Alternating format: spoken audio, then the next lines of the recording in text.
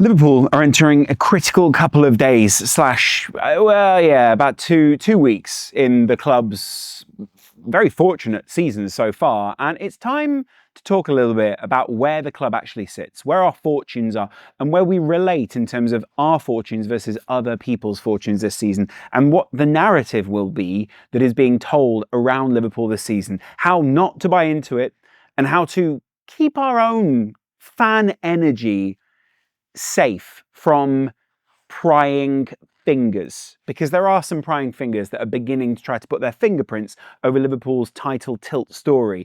And to be honest, it's a bit of a downer, guys. You Arsenal fans, you're a bit of a downer when it comes to other teams, all right? Not that Liverpool fans can't be downers at times. I'm sure that we can certainly ruin other people's title charges. But that's kind of not the point here. The point is this is a season for us to remember, and it's certainly one that we didn't expect. And a comment struck me the other day I think it was below my Wolves summary video, where I was trying to be as realistic as possible. I was trying to talk about some of the negative aspects that we've noticed in recent games and how not to lean into those. But there was one comment that I loved, and it was from an older Liverpool fan. And I always love older Liverpool fans. My dad's obviously one, and I love to hear his stories about Liverpool and specifically the city when he was younger. You know, he grew up in the 60s, saw the 70s, saw the 80s, saw the decline in the 90s, raised me during that time. And neither of us, I think, ever expected when I was a kid, certainly a kid of my son's age now, that Liverpool would ever be anywhere near this. So I treasure all these moments. I love these moments. I try to live in them as much as I can and just drink it in. But this comment said, and it was something that really felt so pertinent to me, this reminds me of the old days at Anfield. This reminds me of those old title charges. And I thought to myself, we speak a lot. We frame everything still through Klopp, which I still find so interesting. And that's fair enough, right? Like, I'm not saying we're wrong to do that. I think Klopp has completely reframed the club. He reframed it certainly after the Rodgers era, but he certainly reframed it even from the early 2000s when Benitez and Houllier and lots of other people had begun to put their modern fingerprints on the team, but they hadn't quite made us believe in the way that Klopp did, right? But also, because we never won a title in what felt like a race, we only ever won it in an absolute sprint of a marathon. Like, we were setting the sub 3-hour marathon time of any Premier League club.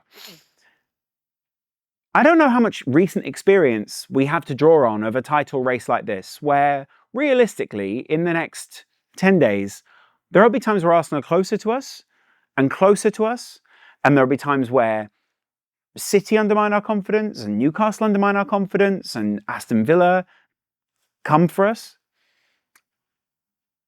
That is a time to treasure, according to a lot of older Liverpool fans. And I think weirdly, like, because of social media, because of TV, because of all of this, like, we have to buy into everyone's story, not just our closest friend's story, not just the couple of people we hang around with, not just the couple of people we go to the game with, not just the couple of people that we appreciate their opinions. We have to scroll through social, we have to scroll through YouTube comments, we have to see these things littering our timelines. We end up with like this, and by the way, why do we have to engage with it? We don't have to, but I see a lot of people do engage with it because I think it is their day-to-day. It's become their new normal in terms of what... The new normal, that was an old phrase, wasn't it? Their new normal in terms of where and how they frame titles. But as soon as I start seeing Arsenal fans on our timeline giving me match reports about Liverpool, I think to myself, something is off here, boys. Like... And don't get me wrong, like, obviously I do Arsenal match reports, I do Manchester United match reports, I do all sorts of things. But I don't try to actively see just one side of that story and just tell that to undermine whatever narrative it is that Arsenal or Manchester United fans have. I try to tell what I consider to be a fuller story. But I saw the Rory Talks Football clip where he talks about Liverpool getting favourable refereeing. And if he watched the game, he would have known that wasn't the case. I'm not necessarily just coming for Rory, by the way. There are plenty of people who at the moment are obviously playing to their Arsenal fan base rather than, you know, the Liverpool people that follow their tweets or follow their YouTube or follow their Instagram. And that's fine, right? And I think the difficult run that we had earlier in the season certainly put a few people back in their place because, you know, Arsenal, Robbie, the Arsenal Fan TV, AFTV, Robbie, those guys all earmarked that as the time when Liverpool would fall away. And I think they've earmarked now this 3 games where it would be Villa, City, Newcastle, which is realistically a very, very tricky run, right? It's in fact a murderer's row of a run in the Premier League this season, despite Villa having an injury crisis, despite City not having Arsenal, Rodri, and despite Newcastle only really turning up to certain games. You can guarantee they will turn up to this game, and you can guarantee. Actually, it'd be kind of interesting to see the dynamic for the Newcastle game, because will Eddie Howe want to reveal too much of his tactic that he would use in a cup final that he will clearly care about, but obviously he cares about a European place as well? Will he have those tactics to be able to undermine Liverpool in that game? Will he want to bring out some of those tactics? Will he have the pieces? You know, Newcastle have had their own injury problems this season. They've had their own starting 11 problems. They've had their own fitness issues. Will he want to use some of those? Not that any of that will change at the moment the Liverpool jitters that we're feeling. And those jitters are obviously they're a thing that every fan base feel when they feel like there is something at stake. But again, it goes back to that story, this idea that we've been told that this is ours and we've got something to lose now. And realistically, if you go back to the start of the season, that was never the case. It was never the case that we were the title favourites. At no point were Liverpool being spoken about as the title favourites. In fact, we were being spoken about as the people who were going to fall out of the top 4, the people who were most fortunate to be alongside these other big teams who were doing their own rebuild and doing their own thing when it came to all of this. And we were just lucky to even get close to that because we've had the Klopp era and that's over now. But Slot made us believe again. Slot gave us something to invest in. And we should be proud of that. We should be wearing that as a badge of honour rather than as a, oh no, they're coming for us, we've got to watch our backs, what's next kind of thing, because I certainly didn't expect to be here, but it is such a brilliant, pleasant surprise to be sitting at the top of the table and still in the Champions League, in a League Cup final, having played exceptionally well against Spurs. I will remind you that that Spurs result was in the last couple of weeks. It's not as if this Liverpool side have just forgotten how to play football. It's just that we've played some games where, first of all, teams have sat very deep and hit us on the counter. Villa can't do that. City certainly shouldn't do that. And Newcastle probably will do that, but not in the same way as those other sides. They have to come and play. And that changes the dynamic in those games. And Slot is someone who's very aware of the dynamic. The reason that Hughes and Edwards put Slot in as a manager was because his ability to manage those games, manage the fitness, kick on, keep people guessing, and essentially make our way through those more difficult games, those kind of the low block games, but ultimately how to undermine the opposition in those bigger games. And I will remind you, he's done it in multiple different fixtures this season. We did it against Arsenal earlier this season. We did it where we undermined them as a structure. We did it when his astute observations undermined what AC Milan were doing. And despite the fact that AC Milan pushed on with a lot of their tactics, despite the fact that AC Milan still tried to play their way through Liverpool, Liverpool capitalised on that. Now we're now in the beta, like the meta stage of that, because managers at this point in the season have seen what he does, seen how he counters it, and then they've worked out their way to counter that, right? So fair enough, right? Like I think that's just the way the season goes. That isn't down to Liverpool being a lesser or worse side than Arsenal, though I would definitely raise a question. Which team do you think is the better? I know the league table doesn't lie, but if you're genuinely talking about which team is the better team at the moment, then which one is it, Arsenal or Liverpool? Which one is the better constructed overall squad right now? It's a genuine question. And in the last game, you would argue that actually against a team like Wolves, we would have liked someone like Jones to come on. We would have liked to be able to keep Konate on for the full 90 because that definitely undermined Liverpool's confidence at one point. And he was on the edge of what we called, or what Slot called, a soft red, because of that soft yellow. And all of those things play into very specific circumstances that people are now evaluating as if they are, I'm just going to make you a little bit brighter, are now evaluating as if they are permanents for Liverpool.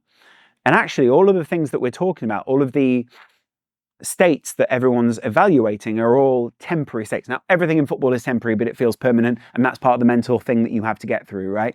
Everything in football feels as if it's going to last forever. The pain that you go through, the elation that you go through for the goal is probably the only thing that feels temporary, but the permanence of so many of the negative things is almost like a thought exercise in how to get through those things, right? And it makes for interesting psychological battles. But it's one that I think as a Liverpool fan base, we have to be ready for, we have to be prepared for. these games are, of course, going to be difficult, but isn't that what we want? Don't we want to see this team tested? I texted a friend of mine today and I said, like, I miss Rodri being at the base of City's midfield, not because, I particularly want to see City winning the Premier League. That's obviously not a dream of mine. But I want to see Liverpool competing against the best and proving themselves and not having the asterisk that so many people try to put by this title of, oh, well, City weren't all that good, Arsenal had their injuries, all those kind of things. You would say, Arsenal may have the same thing said about them if they go on to win the Premier League, right? There's a brilliant, beautiful plane over the top of me right now, which I kind of want to show you. Yeah, I will. Here you go, look at this. Look, there's some birds, wait, I need to somehow focus that bad boy. Where is it? It's there, wait, there. The planes here are so beautiful, especially at sunset. Look at that sunset. Let me just darken you down a little. I like filming it this time, it just feels good. Anyway, sorry, I don't know why I did that. You probably got bored, you probably left in that time. Anyway, not to pick Rory out in particular, by the way. I think Rory's a good guy, he's a lovely kid. He's a lovely kid, good kid. But his particular analysis I found a little bit, it was clearly as clickbait. And what I'd say is online, and I get sucked into that, I think a lot of people get sucked into this at the moment, what a lot of people say are jokes or clickbait and things that maybe would undermine your confidence. It's almost, you get gaslit into interacting with these things, right? Because you reply, there'll be plenty of Liverpool fans who reply and plenty of people who've bitten. It was even a Liverpool account, it was Anything Liverpool, I think, or Any Liverpool, one of them that tweeted this video. And I was like, what are you doing tweeting that? Like, are you trying to show the counter narrative to what it is that we're putting forward? Maybe, I don't know. But in the coming games, there will be tests. There will be, Liverpool's confidence will be undermined by decisions that go against us. We already have this idea the referees are against us. But what I was really buoyed by, and obviously we know every other team's against us, that's what football is. But what really got me, and what I loved, was the comment from Virgil van Dijk after the game. I think it was after the game, it might have been a follow-up interview, where he said, buckle up and enjoy the ride. And I thought, wow, like these Liverpool players, they're really trying to tap into that as a mindset. They're really trying to tap into that as a vein of where they go. Harvey Elliott kind of said it after the Everton game, where he was like, no, the Liverpool fans, their atmosphere was the one that we enjoyed. Same goes for what he then said about the way that they approach the next few games. I thought it was just really, it wasn't even about maturity. It was about enjoying this. And this Liverpool team are trying to enjoy this because Klopp was a very enjoyable manager to watch, but there were times where I imagine it was not particularly enjoyable to play. I imagine that was a very tricky, tactical and mental gauntlet for the Liverpool players to run. But people are treating Liverpool as if it is still Klopp. And I get they're very much Klopp's players, but they're now very much slot players.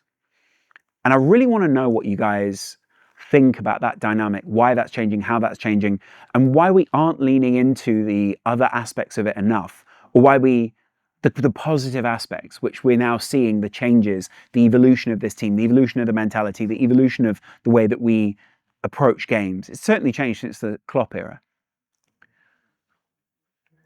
So yeah, I just want to let you guys know. Let me know in the comments below what you guys think, and I'll comment to you probably tomorrow. Yeah, I'll do a preview tomorrow, obviously, and I'll chat to you in a while. Much love. Bye.